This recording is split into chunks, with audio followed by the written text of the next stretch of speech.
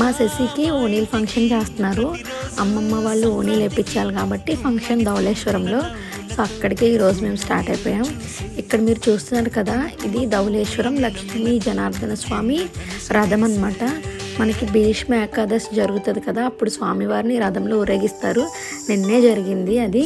So ఇక్కడ auto దిగేసి ఇంకా ఫంక్షన్ దగ్గరికి అయితే స్టార్ట్ అయిపోయాం. ఇంకా కన్నయ్య చూడండి, స్మైల్ అను, స్మైల్ అని చెప్పి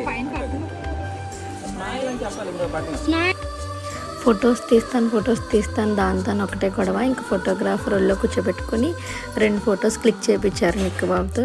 చూడు నువ్వు తీసిన ఫోటో ఎలా వచ్చిందని వాడికి చూపిస్తున్నారు అనమాట. వాడేమో మురిసిపోతున్నాడు.